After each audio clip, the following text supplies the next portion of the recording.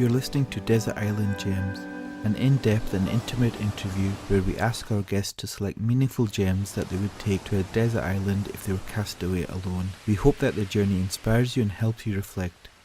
For more information on the show, visit the Radio Ramadan Glasgow webpage and look out for extended versions of the interviews on McMuslim.tv, the new online video channel for Scottish Muslims. So my guest today is Dr. Imran Kausar. Imran was born and brought up in Glasgow and currently lives in London. He trained as a medical doctor but has also worked in finance and the pharmaceutical industry. However, he has always had an entrepreneurial streak and a sharp business acumen. Imran founded the first halal food festival in the UK and launched a business with products in the main supermarkets and retails across the country. So Imran, welcome. Assalamu alaikum. Thank you for having me on. Wa alaikum salam. So your most recent venture is the halal food range Haloodies. Tell us, are you a good cook yourself, Imran? I like to think I'm an excellent cook. My wife might disagree though, but I think when I was a single man living on my own, I was a lot better at it. These days, perhaps I'm less good.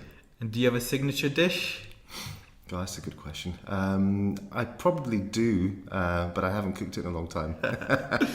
So the name Haloodies comes from the words halal foodies. How did the idea of Haloodies come about? So the genesis of Haloodies started actually when I was in Glasgow, just before I actually started university, and it kind of grew from this issue that as Muslims in Scotland, and indeed at any point in the UK at the time, back in the early to mid-90s, there were probably only two obvious features that showed us as Muslims. One was the mosque, where it looked like a mosque. Anybody could see that's a mosque. Muslims pray there. And the other was the halal meat shop, because it said clearly halal on the outside and people knew this is where Muslim one. The problem was most halal meat shops back then, and I don't think much has changed really, looked pretty terrible. They didn't look particularly hygienic. There didn't seem to be an emphasis of quality. And what bothered me about that was that as a young man defining my own identity, Islam was a beautiful thing. It's a pure thing. It's one of God's best creations. And yet here is this butcher shop, which we only do because God asked us to do it, but it looks terrible. And for anybody that's not a Muslim, which obviously in Glasgow is most people, could only look at this and come to one conclusion, which is that their God or their faith has told them to make halal like this. And that bothered me a lot. So as a young man growing up in Glasgow, I thought, well, hang on, surely things can be better than this. Why does halal look so bad? And that led me to understanding more about halal. And since that time, I've learned so much about the halal meat industry. It uncovered so many issues and problems that I thought actually the only way to solve this is to create a brand and to fix those problems through a brand. And that's where Haloodies was born. And in recent years, we've heard a lot about these halal meat scandals, and we often get messages about, is this restaurant really halal or not? Do you think there are real problems and issues within the whole industry? Unquestionably. I think a lot of us go around with a relatively simplistic view of halal, because actually unless it's your business, you have to take somebody else's word. If somebody says it's halal, by and large, in most instances, you'll accept it, partly because we believe it's the onus is on the person who's delivering halal to us to be truthful, and so we take their word for it. And secondly, because actually we're also busy. How much can you go around finding out about everything in the world? So as a result of that, two things have happened. One, demand of halal has gone up, but the supply hasn't always been there, which has meant that fraud has come into the system. And that's not unique to halal. We've seen that in other places. And the other problem that's come up is that when there is so much halal around, actually who's monitoring the quality of it? And what is the quality of halal? So from restaurants that have been caught selling non-halal products, or at worst products which are absolutely haram, not permissible at all, that's been a frequent occurrence that we've seen.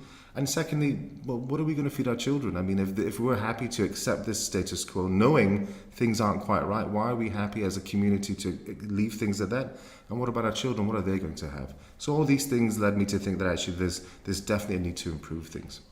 And there seems to be a whole emphasis even within Islam and halal about, I guess it's not just the rigid rules, but also the barakah that is in the food as well. And has that been something that is important in Haloodies? Tremendously. So Haloodies Halal Foodies has taken a view that halal is not just the point of slaughter. And for a lot of Muslims in the UK and indeed in other parts of the world, we get stuck on literally just how was the animal slaughtered? Was it stunned? Was it not stunned? Was it hand slaughtered? Was it mechanically slaughtered? But those few seconds of slaughter seem to occupy the bulk of our time. Actually, halal is much broader than that. And not just looking through the Quran, but the Hadith, we need to think about halal in terms of the quality of what we eat, the frequency with which we eat, the impact on sustainability, the impact on the environment, the impact on fair wages. Are people who produce this getting paid well enough? Obviously, the welfare of the animal is a crucial thing. And then also things like, well, how can we eat when our neighbors are starving? Actually, these are all halal concepts as well. They fall under that umbrella. And there's plenty of examples littered around the Hadith where actually, if you look at it from a step backwards, as Muslims, we're actually not in a great place. After all, can you tell me what is the Islamic perspective on on intensive farming? What is the Islamic perspective on genetically modified organisms? We're left adrift all of a sudden when the food industry is moving at a pace and we suddenly just seem to be catching up all the time or trying to make fatwas or conclusions when actually the horse is bolted. It's too late to make these things. So we as a community need to take a much broader view on halal and then state our position and make sure that if things are important to us, then we should be doing them for us. And so it sounds like you're taking a lot more of a broader approach and a more holistic approach to this whole area, and I guess trying to think through the purpose and the meaning behind a lot of this. Absolutely. So my father always wonders why I left a medical career to sell chicken or sell meat. And I have to explain to him sometimes that actually this is actually nothing to do with selling meat. What this is about is at best public health, because if we're not thinking about what we eat and how we eat it, there'll be impacts on ourselves as individuals, both in terms of health, in terms of well-being, but also in terms of, well, what do we want halal to be? Because as Muslims, we've made tremendous strides in the UK.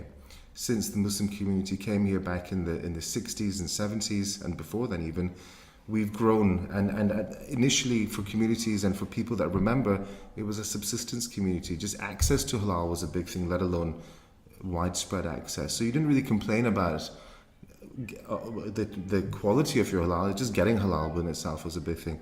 Now, 2017, 3 million plus Muslims in the UK.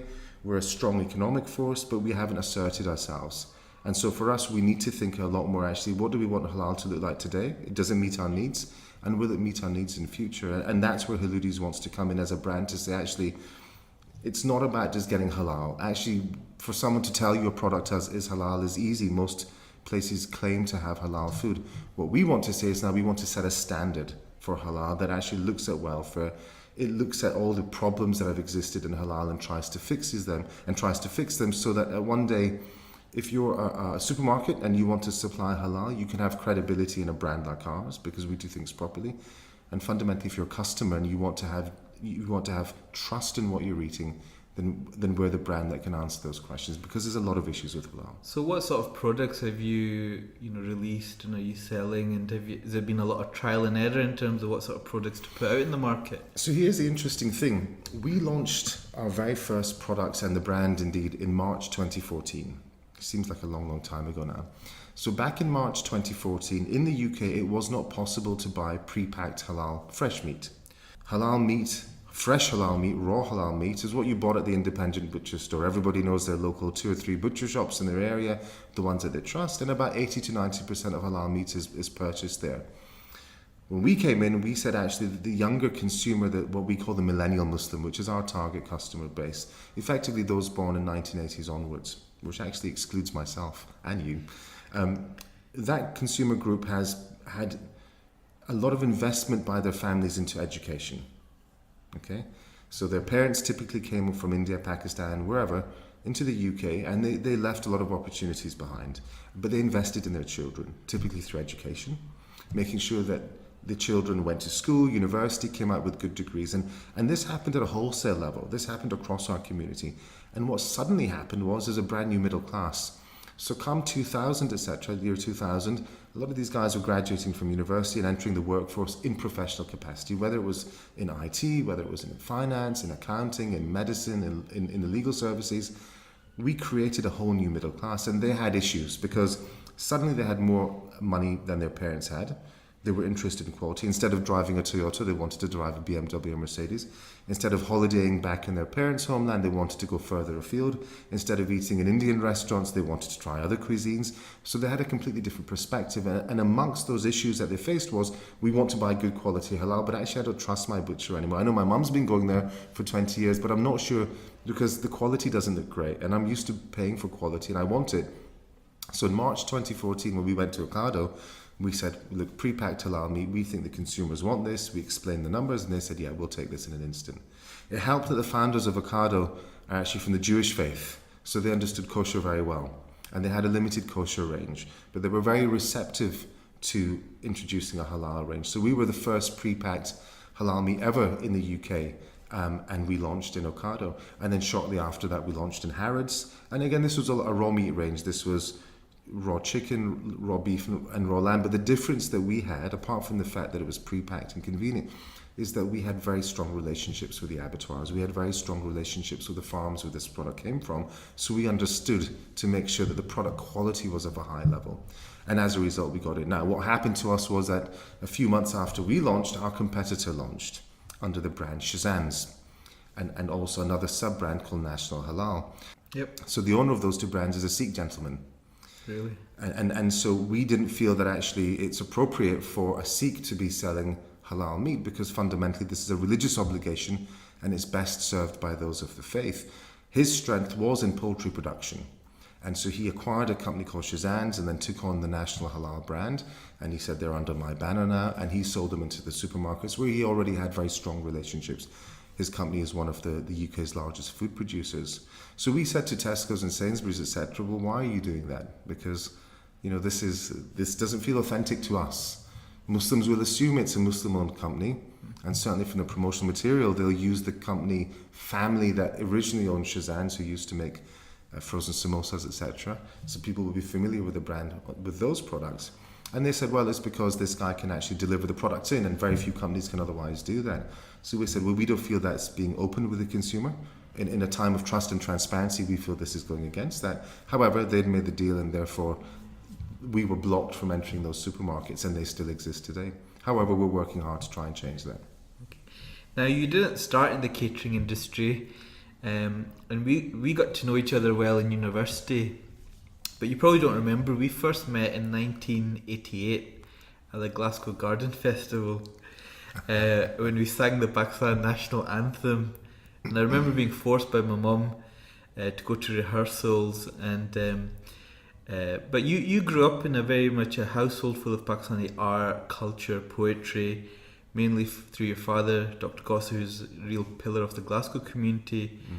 And did you naturally take on some of your father's passions and creativity growing up, or were you a reluctant young Scottish boy who found that difficult? And what are the oldies talking about? Because I'm sure a lot of people would have been visiting the house and poetry and stuff. Yeah, no. So Dad obviously has had a significant influence, not just on me, but on my siblings as well. And there's no doubt that a lot of his work, his interest, his passions have affected all of us positively. Dad's interest was in art and literature, in addition to, of course, medicine, which was like the day job. And so inevitably a lot of that imbibed into all of us, and we have a strong interest. I'd probably say, I left Glasgow in 2000, so shortly after I graduated from medical school, and I was probably, 24 or 25 at the time. So I think my interest in arts and literature wasn't so strong at that time. It was certainly there, but it wasn't as strong. Now, 15 years on, it's significantly stronger, and certainly I have a strong passion for that. And not just Pakistani art and culture, but actually art and culture from around the world. So yeah, Dad's influence has been profound. And so we're going to send you on this desert island. And so tell us about the first piece that you've chosen to take with you. So, well, thank you very much for selecting me to be cast away. I think it's always a bit odd when somebody wants to do that to you, but thanks for doing that. I must have had quite an impact back in 1988. And so I think that the first thing I'd like to take with me is the first few ayahs from Surah Baqarah. أعوذ بالله من الشيطان الرجيم بسم الله الرحمن الرحيم الحمد لله رب العالمين الرحمن الرحيم مالك يوم الدين إياك نعبد وإياك نستعين اهدنا الصراط المستقيم صراط الذين أنعمت عليهم غير المغضوب عليهم ولا الضالين.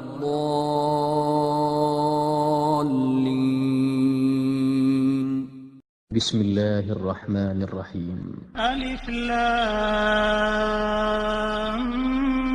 ميم ذلك الكتاب لا ريب فيه هدى للمتقين الذين يؤمنون بالغيب ويقيمون الصلاة ومما رزقناهم ينفقون والذين يؤمنون بما أنزل إليك وما أنزل من قبلك وبالآخرة هم يوقنون أولئك على هدى من ربهم وأولئك هم المفلحون. The reason why I'm taking this surah with me onto the desert island is because there's a lot of memory associated with these first few surahs, and so you've got to rewind back time to probably, I'd guess, this must be the late 80s, perhaps around about the time we met, if not a little bit before then. So obviously living in Glasgow, used to go to Glasgow Academy at the time, in the west end of Glasgow, very close to my father's practice, and I'd go to the mosque on Oakfield Avenue, a mosque I visited many times before I left Glasgow, because it was the university mosque as well, and the imam at the mosque at the time would of course teach Quran to the children, and so I'd go there after school from my dad's practice, and I struggled with Arabic, with learning it a lot, and I think that's had an influence on my life generally in terms of how I interact with my faith. But certainly a key memory for me is that the imam wouldn't let me progress until he felt I was good enough, which for me meant I'd have to repeat Surah Baqarah lots of times, particularly the first few ayahs. And it got to the point where he wouldn't let me proceed, and so I'd read the first few ayahs so many times, I knew them off by heart, as well as I knew Surah Fatiha, which obviously everybody has to know. But the real memory of why I want to take this with me is because at that time my parents had just divorced. And of course, in the late 80s, in a Pakistani community in Glasgow, divorce still wasn't that common. And at the time, my three sisters and my mum had gone to live in Pakistan, so I was living alone with my father in Glasgow. So it was a time of a lot of turbulence from a family point of view, and I think perhaps that affected my interest in learning or my ability to concentrate at the time.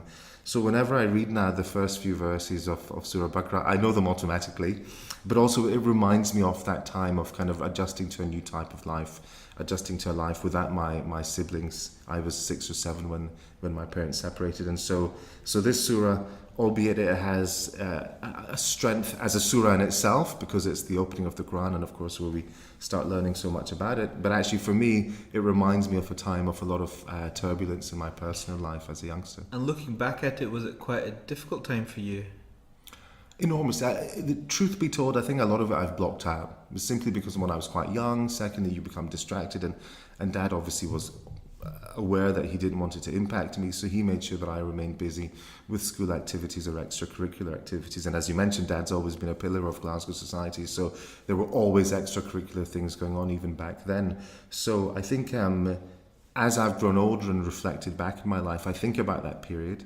I've had the chance to speak to my parents and siblings to understand what it was like for them, and to get a broader understanding, particularly now that I'm married and have kids as well. And how long was that period for, that was just you and your dad?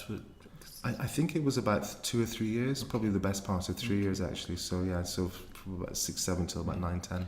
Because you're the only boy amongst many sisters. Mm-hmm. I mean, what was that like? Were you quite protective of your sisters? Well, again, so they were apart from me for 5 years. When they came back? So when they came back, life was a bit different then, because in that time my father had remarried, and so when my sisters returned back to Glasgow, they were living close to us, but not in the same household as us. And by that time, obviously, we'd all grown up by 4 or 5 years. And so we actually had to re-establish those relationships. These are formative years, and we'd been apart. Yes, we'd visit regularly throughout the year, trips to Pakistan a few times a year at least. So it wasn't as if we were not in touch. We were, but you grow so much as an individual in those ages. And so when they came back, we actually redeveloped relationships as friends. And so my relationships with all my sisters, alhamdulillah, is very, very strong because of that. So yes, obviously protective of them, but actually I view them differently as well because I've experienced their loss. And so the fact that they came back is a big thing. And so the basis of our relationship has been on the basis of actually we know what it's like to lose one another. We don't want to do that again. So let's make sure that we solve issues. And yeah, you have all the usual issues that siblings have, but we have a lot of respect for each other. Because it links in actually with one of my memories of when we got to know each other at university, and I remember that at uni, I think one of your sisters had a minor car accident, and I think it was in a reasonably new car, and we were together, and I think you got the phone call, and I thought you were going to blow your top. I thought you were going to get angry, and I thought, it's a brand new car and something's happened to it, but you're quite calm. And I remember the first thing you asked is, "Are you okay? Don't worry about it." And then you left, and then just went and sorted it all out. And I guess that's where I was thinking, perhaps that whole relationship with the sister, because I guess it also perhaps that expectation of being the man of the house as well, in terms of the only male within that sort of environment as well. Perhaps took on some of that responsibility. Yeah, very possible. You're bringing back memories now. It's been such a long time since I've even thought of that episode. Yeah, Sana, the sister involved, who was also a medic at the time, a year ahead of me at the time. So Sana and I were then and still are very close. She now lives in Dubai with her family.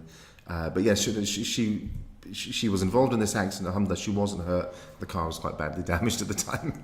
And in fact, I think part of the reason why that event unfolded as it did was because, if I recall, not many months before that, I'd been involved in quite a bad car accident where the car had been written off completely, and this was the new car to replace it. Now a few months on, she'd had an accident in this new car, so the emphasis on so I understood what it's like to go through an accident so recently, so that's why the status of the car wasn't of interest to me. The status of her was far more important. And a lot of your siblings, you've all done very well, and was there always an emphasis on education and to achieve and to maximise your potential when you were growing up? Hugely. So clearly Dad's position as a GP, and a prominent GP in Glasgow, had an influence on all of us. So therefore education was something that was naturally important to the family.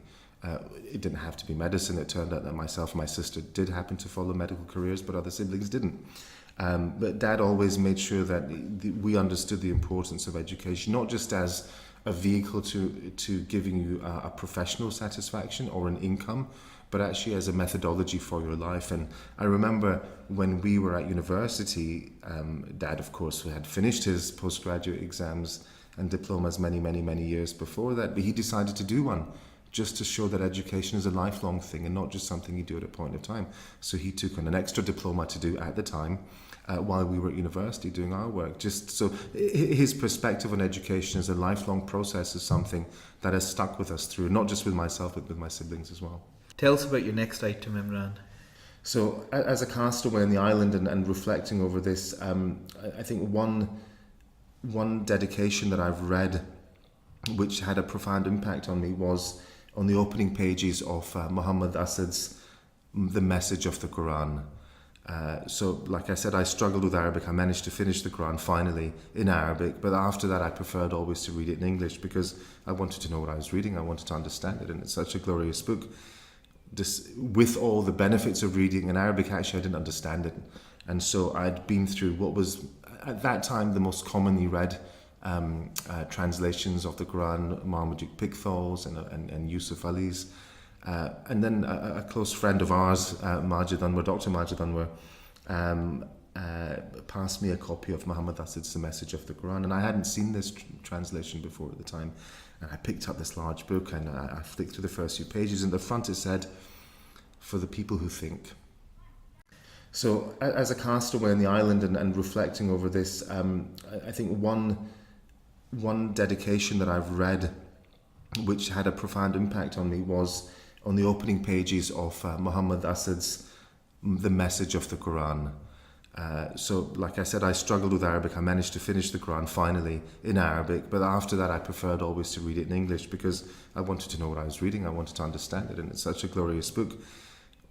With all the benefits of reading in Arabic, actually I didn't understand it. And so I'd been through what was at that time the most commonly read translations of the Quran, Marmaduke Pickthall's and Yusuf Ali's. And then a close friend of ours, Majid Anwar, Dr. Majid Anwar, passed me a copy of Muhammad Asad's The Message of the Quran, and I hadn't seen this translation before at the time. And I picked up this large book and I flicked through the first few pages, and at the front it said, "For the people who think."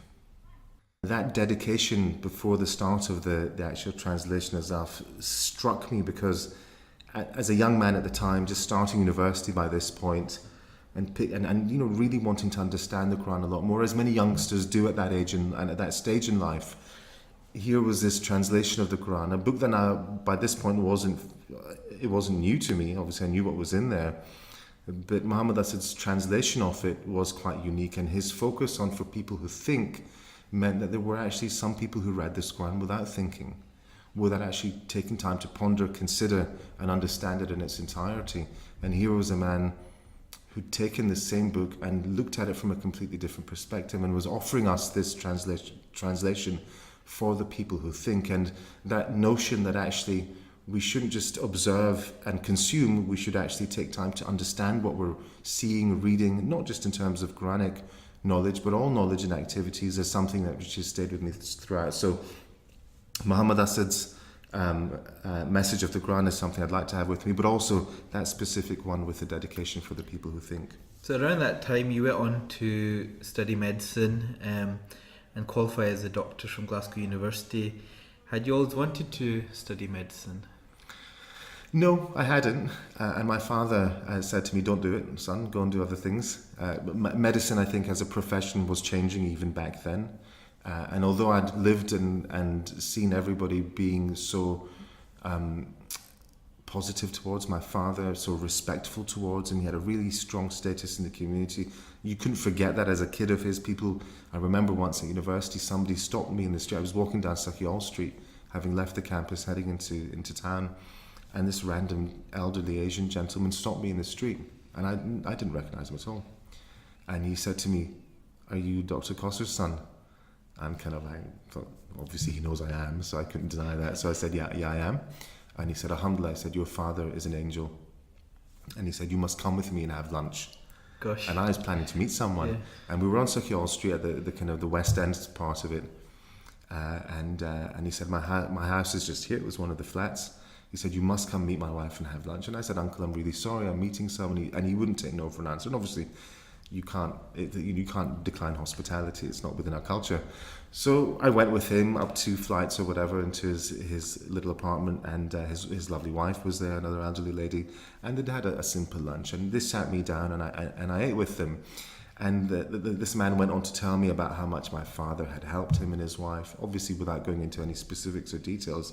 But the kind of the sentiment that he left me with was how much of a positive impact Dad had had as a physician on their lives. And that was not a unique story. This happened many times. So the impact that a physician as a GP could have on individuals was there. But despite all of that, Dad said, "Look, don't do medicine." Now, like I said, Sana, my sister, was a year ahead of me, and she'd already started medical school, and she was coming back with great stories of the lectures and, of course, dissection, which was a prominent part of the early years of medical school. And I thought to myself, well, economics, which was the other subject that I was keen on studying, I could always do economics after medicine if I didn't like it, but to do medicine after economics would be challenging. So I thought I'll do medicine and see how that goes. And so I started it, and actually I enjoyed it. What's not to enjoy? The people were fantastic. The medical school was fantastic. It was a great learning environment. It was just a great time. But I spent a lot of my time doing extracurricular activities as well. So of course, Gamsa, something that you and I were involved in, but in addition to that, I did student politics as well, and at the time was one of the few people to actually get involved in what was then the Students' Representative Council, the body that looks after all, I think back then 15,000 students of the university, and getting involved in student politics. So a lot of those things meant that by the time I was coming to the end of medical school, I was thinking to myself, actually, hang on, this is perhaps not the career path I want to pursue for the rest of my life. I enjoy it, no question, but I don't think it's all of me. I think there's other things that I want to explore and experience. So you moved to London and you worked in medicine, but then eventually you left medicine for a period to work in finance. What was it about working in the city that appealed to you at the time? So my other career choice when I was at university, had it not been medicine, would have been working in finance, in particular in London. I'd spent a lot of my childhood reading through economics, and my sister, one of my other sisters was studying accountancy. I used to read her textbooks when she was at university. So I had what I felt was a decent understanding of financial services, but it was actually business that really interested me, and obviously financial services was the high end of business. And so a combination of that existing interest, a combination of having a better understanding of what medicine could offer as a career, made me think that I should pursue that. So it was actually while I was at university, I'd applied to work for some of the large investment banks in London. There's a process of applying, which meant that I had a bit of time so I could complete my what was then called a house job, so FY1s as they are today. So after graduating, I did my house jobs in Glasgow, spent 1 year there, in which time I sorted a job working in the city. So when I came to London, I had a 6-month hiatus where I worked in hospital medicine, then I went to work in the city. And this was something quite phenomenal, because we're talking early 2001, February 2001, working in Canary Wharf in London. You know, tall towers that we simply didn't see in Scotland, a very different pace of life, a very different industry. In fact, I remember my father saying to me, he said, well, what is banking? His vision of banking was working for RBS and working behind the counter. And I think for a while he thought I was going to do that, which, you know, in the technical sense is called retail banking, but that wasn't investment banking what I was interested in. So I had a very clear view of what I wanted to do and why I was interested in doing it, but he didn't quite understand that. But Dad's always been very supportive, and so he said, look, Imran, you seem to know what you're doing, go ahead and see what you can make of it. So investment banking was very different, and I think one of the biggest things that I discovered when I started was that how very few Muslims there were that worked in that sector, even in London, which is clearly a city with a much, much larger Muslim population of diverse backgrounds, not just South Asians, but from the Middle East, reverts, all sorts. And despite that, in one of the leading industries for that city, there were very few Muslims that worked there. They worked in the IT part of the banks, but not actually in the banking bit, which is what I was working in. Lots of Indians, lots of people from other backgrounds, but very, very few Muslims. And gradually over time, I understood that part of that was, of course, the reluctance to work with interest-based products. A lot of people took that very personally and felt that this wasn't a career that could work for them. Even though investment banks operate in other Muslim countries, in the UK, a lot of Muslims, I think, stayed away from investment banking. And I believe that by and large is how things are today as well. And how well did you adjust to that different lifestyle, going from medicine to working in this whole very different, you know, in the movies and stuff is very cutthroat, long hours, high pressure. Was it like that? It was exactly like that, actually. I remember very poignantly, because I remember treating my very last patient. So by this time, it's early 2000. I'm working in London in an accident, an emergency unit, and my very last patient and my last shift before I moved to banking was a homeless person. And so he had an infection of his legs, and he came in for treatment of that. And of course, he'd been drinking, and as common with homeless people, he had nowhere to urinate, so he was smelling of urine. And he looked very typical to a lot of these patients too. And he was my very last patient. And then the next day, I was working in the city, and the very first person I saw out with my colleagues in my team was a billionaire insurance businessman owner. And so he worked in the world of insurance, and he was talking to us as the bank. He's one of the clients that the team had brought in to speak to us. And it was just so obvious, the dichotomy, the difference between a homeless person and a billionaire in the same city. And I'm the same person who's observed both of them. And so that was a massive contrast. And from there onwards, it was just contrast upon contrast. You know, if you needed to travel somewhere, it was by private jet or in business class, or indeed Concorde, which was still flying in those days. I had a chef who made a meal for me every lunchtime. I just had to call him up and he'd have it ready. I had somebody who would polish my leather goods every Tuesday, if I remember. And I was nominated a person they were called a relationship manager or something, and this individual's sole task was to make sure my bills were paid, to make sure I sent my mum flowers on Mother's Day, all those little personal tasks that can be quite time consuming. This individual was responsible for doing that for a team of bankers. And so the contrast between the level of support that the banks offered their employees versus the NHS was profound, but also the level of wealth that you were dealing with was quite different as well. Just the sheer numbers, they kind of made the mind boggle. In retrospect, I look back and there's a very simple reason why they were doing all of that. It's just so that you could work longer hours. It's very simple. They weren't being nice to you for the sake of being nice. They wanted you to give your pound of flesh and work for them and make sure that there was nothing to hinder that. And that's why they did that, basically. It was a completely different world. How long did you do that for? So I did that for just less than a year because September the 11th happened.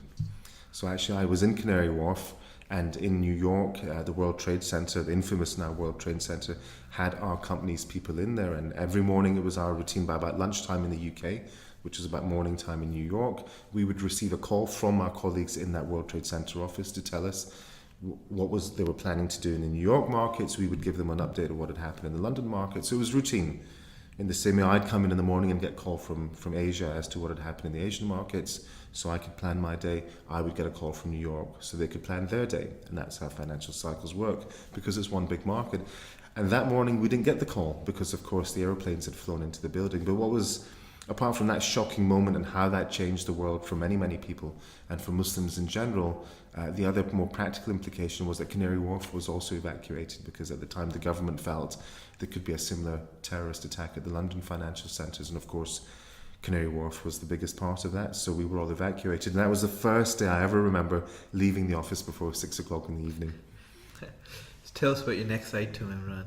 So the next item that I'd like to take with me as a castaway is a hadith, and this hadith has been reported in a number of different Sahih categories, and it's that the trustworthy, honest Muslim merchant will be with the martyrs on the day of resurrection. And why this is relevant and worthy of me to take onto the island is because the status of honest businessmen in Islam is placed extremely high. Not only was the Prophet, peace be upon him, a merchant, but indeed Khadija, his wife, was also a merchant. Trading was a very common practice amongst Muslims in Arabia of that age. But the Quran takes it a step beyond that to say, well, actually, honest businessmen, and the emphasis is on the honest, can be at the same level as martyrs. And of course, we're all familiar with how highly regarded martyrs are in the true Islamic context. And so for me, this helped me understand this kind of dislike I had of the current appearance of halal from a UK point of view, from a Glasgow point of view, and me as an individual now kind of entering the labour force and thinking, well, actually, what do I want to do with my life? I've left one excellent career to enter another excellent career. How is this going to shape out? What is my future looking like at that age? As you know, in your mid-20s in your career, you're really working hard to forge a path. But where was my path leading to? What was crucial about this particular hadith for me, and why it comes with me, is that it helped me to actually understand that business done in the Islamic context can actually be highly regarded and revered by Almighty God. And ultimately, at the end of the day, we all have to answer for what we've done, and we'll be specifically asked, what did you do in your youth? And yes, we've had an education, and yes, we might have helped people, but for me, I wanted something more than that, something different to simply saying I could do a very honourable career as a medic, and there's no question about the honour involved in that, and how one may perceive how that could be justified in front of God in the Day of Judgment. But now I'm learning actually this business as well that also has a very high status, and so for me at this stage in my life, defining where I want to be as a human, as an individual, from a professional point of view, from a faith point of view, business was clearly ranking very high up there for me as well. And actually I could say I could have an alternative career that's different to medicine, that is also going to be very highly regarded by God, and ultimately I'm still doing God's work. So this for me wasn't business for the sake of business. It's not any old business. For me, it had to be business which espoused the word of the Quran, which spoke about Islam, and then effectively would be dawah for what we want to achieve. And so I guess, thinking about those days that you were working in Canary Wharf, and I guess 9/11, had that not happened, do you think you would have remained in the industry? No, probably not, because I remember having a discussion with a colleague who used to sit in the desk next to me. His name was Niall, an Irish guy who'd come across, and we were standing outside the offices one day just having a chat. I don't know, I think perhaps we'd taken a lunch break or something. And I used to say to him, you know what, the halal market is huge. And of course, by this time I was becoming more familiar with London, and there were far more Muslims here than there were up in Scotland, obviously. And so the potential of a halal market and the needs of Muslims to be met was something that was real. I remember saying to Niall, there's so many Muslims in this city, there's so many Muslims in the country, but there are very few good halal offerings. And that could be a fantastic business to get into. So even back then, despite being now in my second career, and at the start of it, I'd already started thinking about, well, how could halal be converted into a business? Because it could actually fulfill many things that were important to me. And were you missing your days as a medic?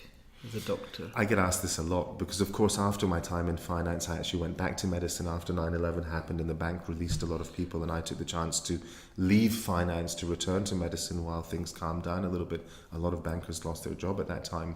And so I returned to medicine. At that point, no, I didn't return. I didn't return to medicine because I was missing it. And even though the second time I went into medicine, where I specialized in intensive care and anesthesia, when I left at 5 or 6 years later, I still didn't miss it. I've always loved and enjoyed every aspect of medicine that I've done, but I've never, I don't miss it. I have no regrets. I don't believe in regrets, but I don't miss it. I loved it, but I love what I'm doing at the moment as well. So tell us about your next item. So the next item is from Surah 3 of the Quran, verse 185. I think an ayah that many people will be familiar with. Every soul shall taste death. بسم الله الرحمن الرحيم كل نفس ذائقة الموت وإنما توفون أجوركم يوم القيامة فمن زحزح عن النار وأدخل الجنة فقد فاز وما الحياة الدنيا إلا متاع الغرور. There are very few things that we're guaranteed of in this life, but death is one of them. And this became relevant to me because after leaving banking, having spent a year or so doing that, and now returning to medicine, I chose to enter a career or a specialty within medicine where I was experiencing patients dying on a very regular basis and many times a day. And they started off with a short stint in accident and emergency, then the specialization which I chose, which was anesthesia and intensive care medicine. And obviously intensive cares and hospitals look after the sickest patients with multiple organ failure, and so for patients to die was not unusual.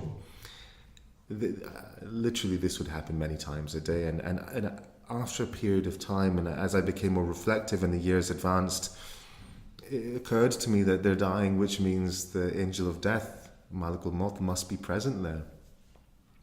And so when I'd approach a patient who was obviously going to pass away, I would assume the angel of death must be standing in that room to extract the soul. So I'd say Assalamu alaikum to the angel of death under my breath while continuing with my activities. And this became a habit. And again, witnessing death often 3 or 4 times a day, I was saying salam. I felt like he was a part of the hospital. He was there as often as I was. And so having a deeper appreciation of the finality of life, this thing that's going to happen to all of us, we can't escape it, meant that I had an acute sense of we need to make the most of the time we have living, and in every sense. And again, as you'll know very well, Imran, in your profession as well, things can change very rapidly for people, very rapidly. We all kind of start the day with an ambition of what we want to achieve, and if God's plan is as such, then that could be wiped away in an instant. So we always say, inshallah, if God wills it. And the number of times I saw young children who'd been knocked down by buses who then died, or people who were involved in big car accidents who then died the same day. None of them woke up in the morning thinking, this is how my day is going to end. But it did end that way because that's what was written for them. And so that sense that we only live once, and so we should make the most of it in terms of our relationships with people, in terms of what we want to achieve that day, in terms of understanding God has a plan and we're just part of that plan. That became very tangible and very real for me on a daily basis. They say that doctors deal with seeing this death in different ways. Some people detach themselves, I guess, just so that, you know, they can get through the day, because seeing a lot of death, some people it does affect them, you know, quite emotionally, and, you know, they work different ways of managing and coping with that. Yeah. I mean, how would you cope, especially, you know, you're looking after the sickest patients who are dying, how would you cope with those experiences, and was it difficult for you? Would you take things personally? Were you able to detach from what was going on? No, I think part of that, part of how much death you want to see as a medic comes down to your choice as to which specialty you do. So there'll be some specialties where seeing the patient dying is not what you'll see very frequently. You'll hear about them, but you won't have been there at the time when they died. And so it becomes a bit self-selecting. If you find that you can cope with witnessing death and being part of those final moments better, then you can select those specialties to be involved in. If you're the type of individual that may find that becomes challenging, you don't. So witnessing death regularly, what didn't burden me so much, but there were some instances where it really did, and that often involved the death of children, particularly where the child's death was caused by non-accidental injury, where it was deliberate. I think then there were very few times where actually any staff member would be left without a tear in their eye, whether that was tear of anger or frustration or just the injustice or the horror of what they're witnessing. That would affect everybody. And again, being in London, the other type of experience that we'd have is terrorist-related activities. And so there were a few times when there were a few bombs that happened in London, there'd be a major emergency that occurred, and you'd see people who were just going around their daily business, not bothering anyone, and they were involved in something that would alter their lives forever. And of course, the London bombings was one of those where I was working in hospital and involved in. And so those instances, everyone feels it, and regardless of the nature of the injury, regardless even of the age of the patient.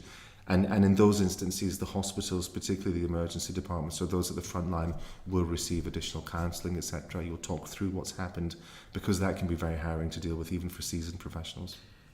And during some of those most difficult times and some of the most difficult cases, I mean, how would you cope with that when you, after a shift and you got home?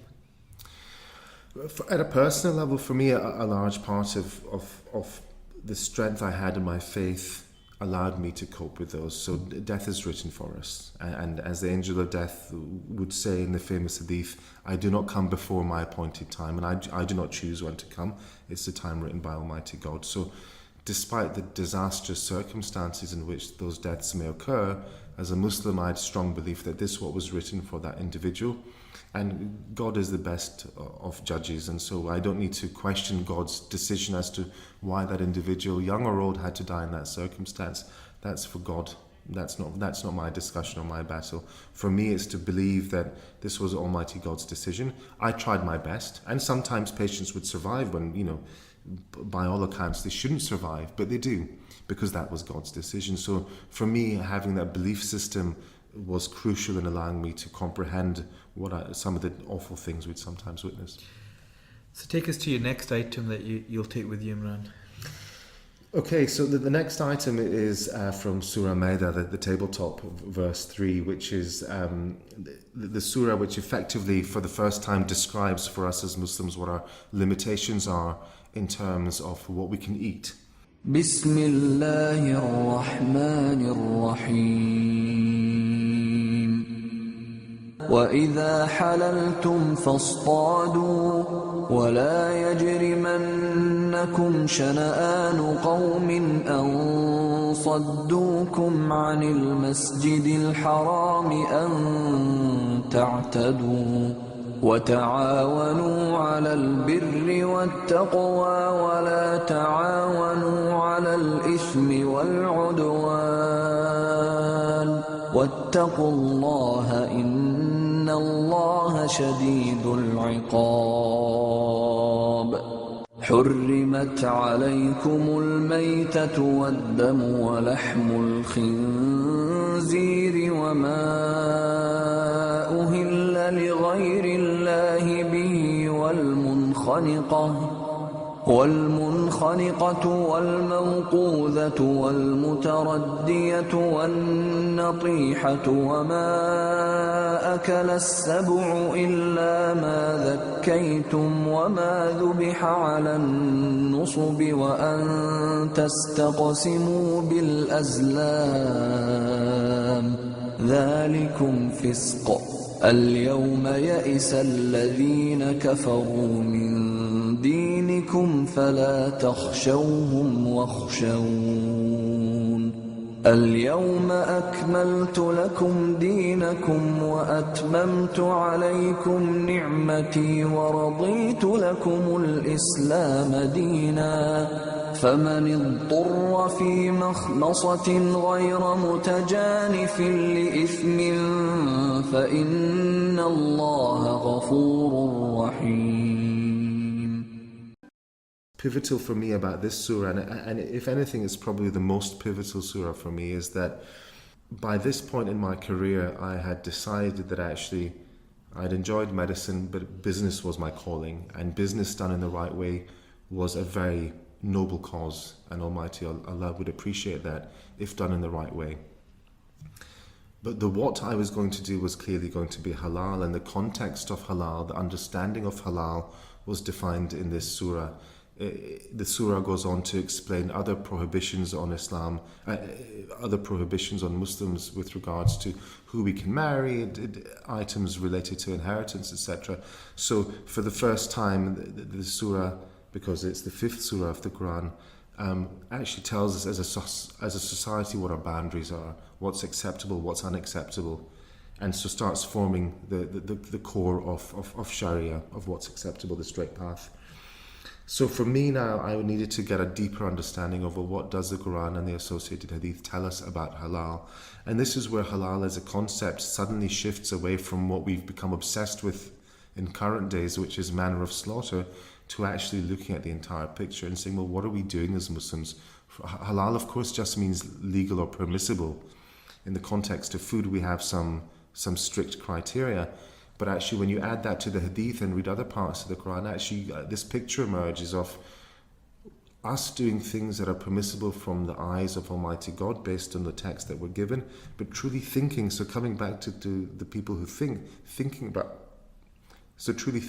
what it is we do, why it is we do it, and then scratching the surface of the UK halal meat industry and seeing how far away we were from what the Quran and Hadith were telling us was a real shocker for me to understand.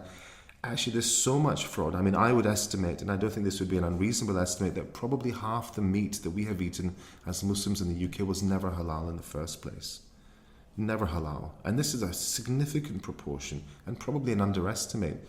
So knowing the status quo, knowing how things were today, looking at how things should be from what the Quran tells us in every aspect of halal, there was such a wide gap, and this really bothered me. And so for me, this surah has really shaped what I think Haloodies as a brand ought to deliver, what me as an individual needs to deliver. So when my soul is extracted from me and I stand in front of God in the day of judgment and my scales are weighed, I can say, Almighty God, this is what you had written in your guidance to mankind, and this is how I delivered it to you. And actually there's a lot for us as Muslims in this day and age to consider when we actually take a step back and stop becoming so focused and obsessed on method of slaughter. Yes, that's important, and I'm not minimizing the importance of that. But actually there's so many other things that are important, and we've just lost grasp of controlling the situation. And that's a real problem for us today. But what about our children in the future? I mean, how do we want to leave the UK when we leave, or any part of the world that we're in, for our children, because they're going to be the inheritors of our decisions today, and we really need to think about that as a community. Take us on to your next item that you're going to take with you, Imran. Okay, so by this time I'm working in the pharma industry, where I spent almost a decade, and I'm learning a lot more about commercial life, about big business life. I'd been promoted, alhamdulillah, many times, and I was in a very senior position, and alhamdulillah, I'd got married as well, and we were expecting our first child by this point. And so it was a good time for me to reflect, because even at this stage I hadn't actually achieved what I truly wanted to achieve, which was my halal business.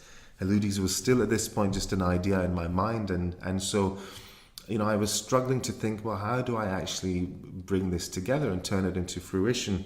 And that started off with an idea, which is, as cliched as it might sound, was an idea in the shower. I thought, well, look, even if I had this mythical halal product and if I could improve halal, how would I bring it to the masses? Muslims are so disparate. We're not one ethnicity. We don't all read one magazine or follow one TV channel. It's not as simple as that. And I thought, well, wouldn't it be great if there was a halal food festival, a festival which at those times were very common in terms of non-halal. You could do farmers markets and big food festivals, particularly in London regularly, but there were always limitations for Muslims. And so I thought, well, why don't I do a halal one? And so that got me going to put on, as you mentioned earlier, the very first halal food festival in the country. Not only was it the first in the country, actually it'd never been done anywhere in the world at the time. There'd been food festivals in Muslim countries, but not one's focused solely on halal. So we set that up here in London, where I met my business partner, and that was incredibly successful. At the Excel, a major venue, we had about 15 to 20,000 people over a 3-day period, and the focus was on the best of halal in the UK, and that led on to the start of Haloodies. So from September 13, and I think it was in that period where yet again I was following something different, albeit this was something that was very dear to my heart, that Rudyard Kipling's If was something that kept coming back to me. And it's of course a very, very well-known poem. It's, I think, at one point on a BBC best poem of the nation's best poem. I think this was selected as one of them, and there's a particular stanza in there: if you can dream and not make dreams your master, if you can think and not make thoughts your aim, if you can meet with triumph and disaster and treat those two impostors the same. Now this is just one verse from the poem, but actually on reflection, this poem is something that I keep coming back to all my life, because in the various verses of this, there are elements that I think actually that he's talking to me. What he's talking about there, about if you can dream and not make dreams your master, well, that's what I was doing with halal. Arguably, I had this idea for, by this point, a decade, but it was controlling me. I wasn't doing anything with it until I ran the festival and then created Haloodies from there. And then meeting with triumph and disaster, bad things happen in your life. I'd seen that working in London with the bombings, and in personal life things happen, but actually treat those two impostors as just the same. And these are profound words if you stop to think about these things. So Rudyard Kipling's If is something that I love reading, because every time I read it, I learn something new, I observe something different, I can relate to it slightly differently, and I think is a classic that I hope my children one day become as accustomed to as I have. You later went on to sell the pharmaceutical company that you're working in, and perhaps left you in a position where you don't really need to work again. So, being blessed in that way. And so, that feeling, has that changed your outlook in life, and now you can choose what you want to do rather than being driven to do things for financial reasons? Does that then link in with this idea of Rudyard Kipling's If, and dreaming and control, and who's the master? Are you the master of life, or is life controlling you? That's a very deep question. I think, so you mentioned that the pharma company that I worked for. So I left Pfizer, this big blue chip pharma company that I'd been with for many years, and I took an opportunity with a very small California-based startup who had a specialism in making medicines for very rare lung diseases, something that I'd already been doing at Pfizer. And so I went to work for them in London, setting up their offices over here and for Europe. And after 3 or 4 years of working with the company, it was acquired by a very large company. And so the company was acquired, and alhamdulillah, I did quite well financially out of that. And although that meant that I didn't need to just do a job to make sure the income was coming in, at that point I still hadn't decided whether actually I'd follow the halal business, partly because by this time Haloodies had started, my business partner was running it, but I was just touching base evenings and weekends, finding out I wasn't actively involved day to day. So we made a decision to get investment on board and to focus on that, because I felt that this was something that now at this time in life, with the position that I was in financially, but also from an experience point of view, I'd seen a lot of business by this time in my career, and so I felt I'd be able to make more of a success of it. So I think Kipling's If really was the dreams aspect of not letting the dream control me and it remaining a dream. Khayali pulao, as my dad would say. This mustn't be something that she just keeps bubbling away in my head, but actually is never tangible, never converts into anything. The sale of the company meant that it was now possible for me to do it. But actually more than that, it was more a case of I had the correct level of experience. We had the correct investors behind us. The market was also right at the time. I mean, supermarkets hadn't touched halal for many years, but now they were more open to the idea. So a constellation of all these factors made starting and investing in the business full-time and building a team around it a lot more tangible and feasible.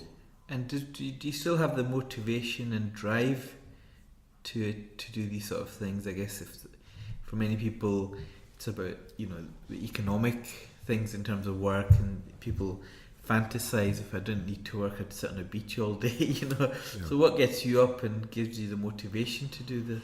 No, for me, there aren't enough hours in the day. If there were more hours in the day, I'd work more hours a day. Now, I'm so passionate about getting halal correct for us today and for our children in the future, and not just in the UK. And God willing, Haloodies will become a global halal brand, because halal needs to improve in lots of countries. It's our success to date has been remarkable. So, just as a brief plug of the brand, Haloodies and the ranges that we offer are available in more mainstream supermarkets in the UK today than any halal brand ever in the history of the UK. Really? Mashallah. Never before has a halal brand been in so many mainstream supermarkets, and that's not an accident. That's a lot of hard work and determination and drive, but it's still only the start, because our ambition is that actually halal shouldn't just be something that's for Muslims.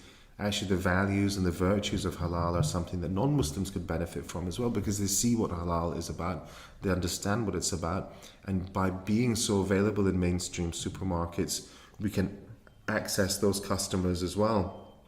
And so my drive is, if it was high before, it's uber high now, and the passion to improve this will not stop until I feel as if I've done as much as I can. If I ever get to the point where I think actually I've taken Haloodies as far as I can, we've had an impact in as much as we can, and either it's now for somebody else to take over who can take it further, or there isn't anything else to be done. At that point I would stop and perhaps think about retiring on a beach.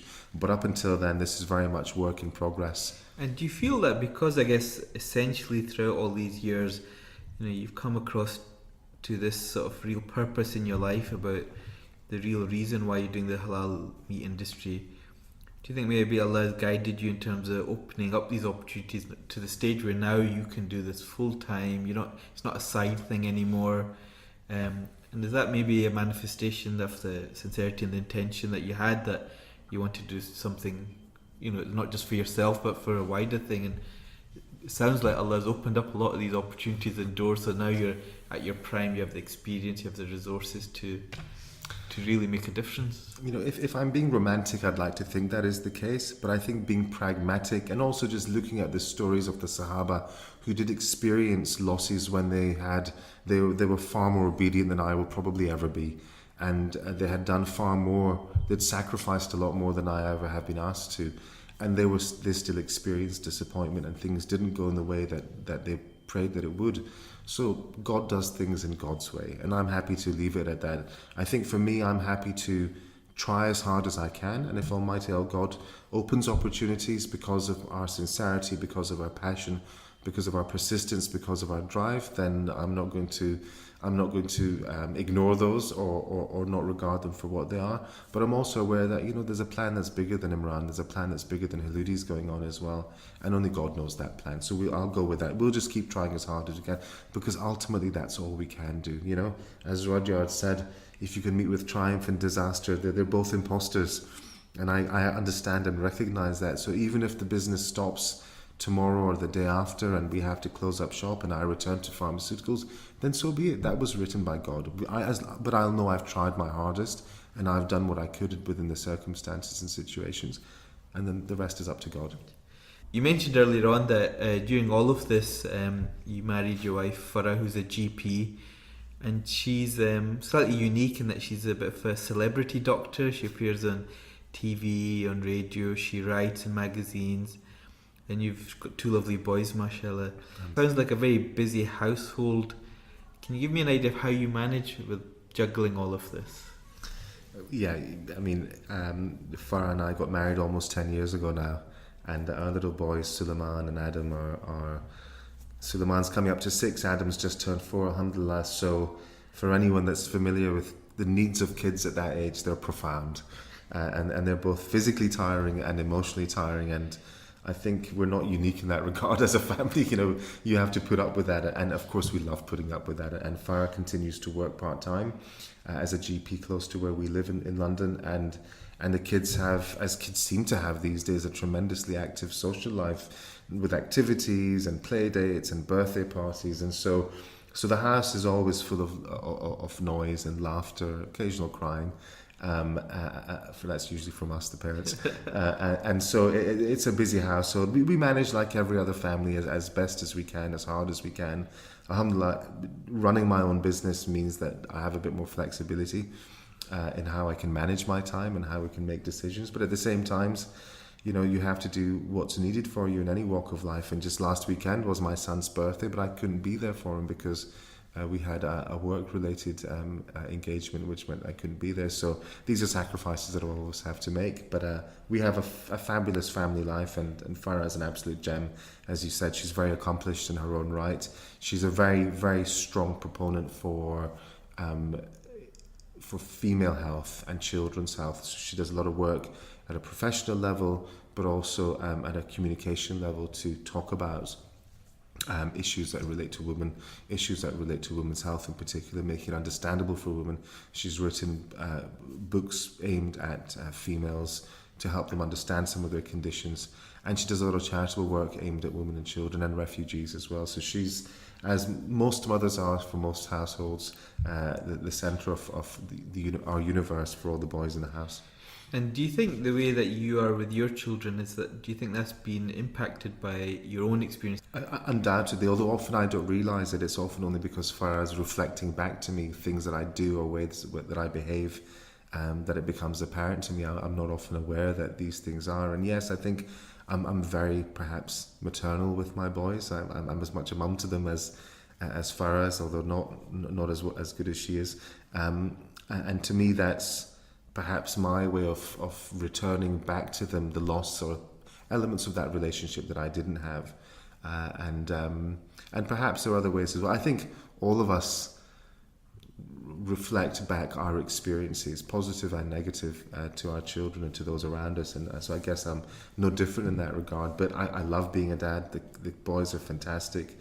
I think married life suits me very well, and the age that I got married was right for me, and so yeah, it's they're only 6 and 4, so let's see how the next 10-15 years go and how I change with them and how they change with me.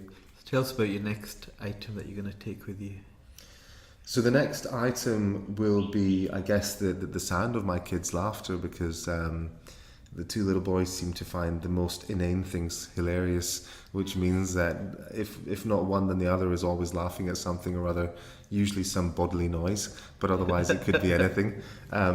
Which means that, you know, the house, from the moment they wake up till we force them into bed at night, there's normally a lot of laughter and shouting. And so if I could bottle that up, I would absolutely take that with me onto the desert island as well, because as any parent will know, the sound of your children is the most comforting, is the most motivating, is the most inspiring, and the most peace-giving sound there is. I think there isn't anything that you could listen to anywhere else that would relax you or make you happier than hearing your children's laughter.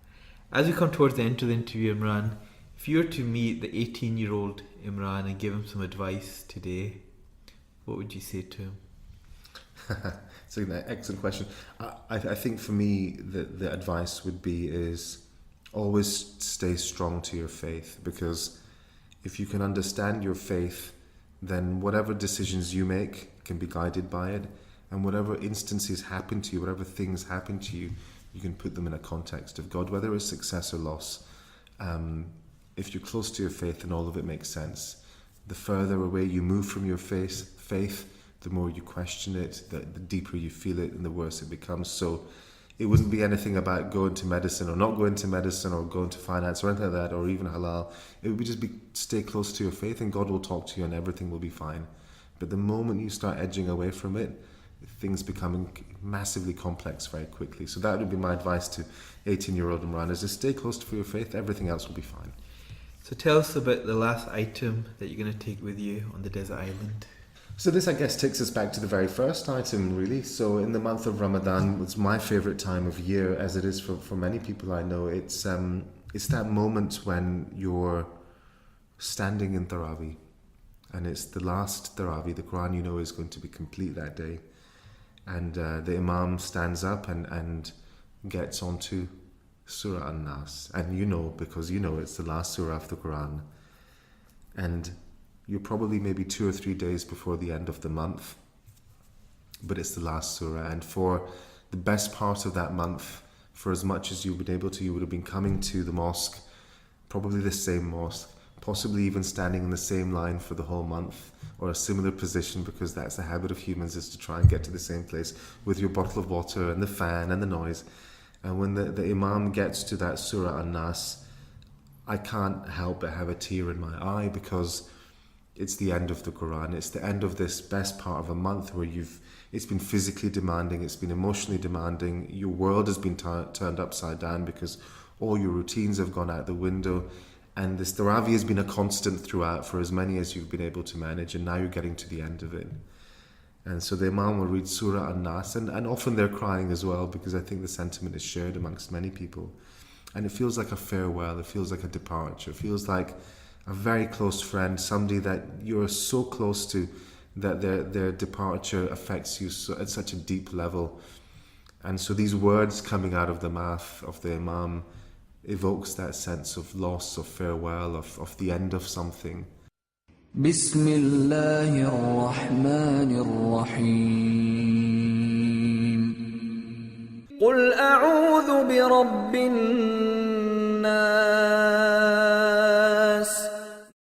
Malikin Nas, Ilahin Nas, Min Sharril Waswasil Khannas,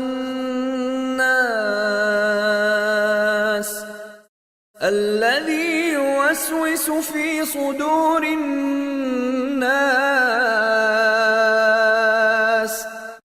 Min al-jinnati wan-nas.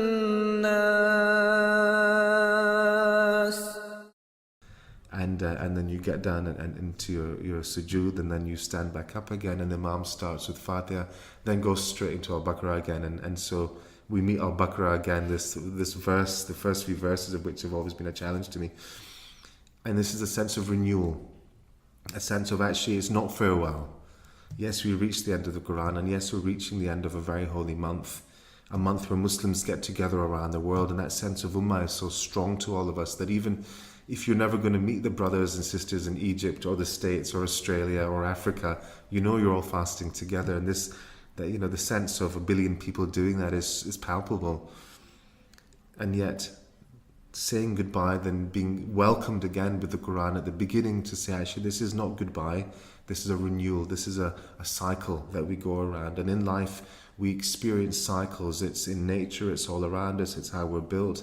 And now here is another cycle, and God willing, if your Ramadan has been a good one, if you've taken the spiritual blessings, if you've managed not to get irritable with people for the whole month, if you've managed your routines well, then actually you'll take the best of those essences and continue them even after Ramadan, and continue with it, and indeed continue reading the Quran, and a lot of people stop doing that once the month is over. And so for me, that moment where the Imam finishes Surah An-Nas, you go into sujood and start up again and start the Quran, I love that moment, because it brings me to tears. It makes me feel so sad but so happy at the same time. The month is finishing, the Quran is finished, but everything's starting. It's like a renewal, a re-emergence, and I try and capture as much of that essence for the months, for the rest of the year until Ramadan comes over again, and try and take the best of Ramadan for the rest of the year. So that I'd like to take that sense in those surahs with me as well. And how do you think you'll cope with the solitude and the loneliness on this desert island? So I'm a very social person, which this is going to be a big problem for me. Especially, do you think you would struggle? Yeah, definitely. I absolutely struggle. I'm the type of person that loves the company of people. I love my own time as well, but I absolutely love the company of other people and good discussion, good debate, good laughs. But I'm also a voracious reader. I will read everything and anything. I'm the type of guy, I'll read the side of packages, I'll read the wording on the back of a battery that nobody was ever meant to read. I'll read that. And I love reading things. And so for me, Wikipedia has been the best invention on the planet. Every time the message comes up, please donate, I'm happy to give my money, because Wikipedia is a phenomenal resource. So I would like to take a whole printed out copy of Wikipedia with me onto the island, and I'll be happy because I can just go through that. I love reading anything. And if you could take a luxury item, what would you take with you? Well, as you know very well, the kind of the authentic Desert Island disc over on Radio 4 is based around music, and music is a big part of my life as well. And Spotify, another technological invention, has given me easy access to a vast library of music. So I'm not sure if I'll have internet access on this island, but I hope I will. And I'd like to take Spotify with me as well. Well, Imran Kausar, it's been a pleasure talking to you today. Jazakallah khair for your time. We wish you all the best in your own individual endeavours and your business as well. May Allah put barakah in all the work that you do, and make you steadfast and continue to be a real contribution to the community, particularly in the UK and around the world. So please remember us in your du'as, and wish you all the best. And take it. Assalamu alaikum. Walaikum salam. Jazakallah khair. Thank you for listening to Desert Island Gems. Let us know what you think of the show on the Radio Ramadan Facebook page, and keep an eye out for special versions of the show on McMuslim.tv.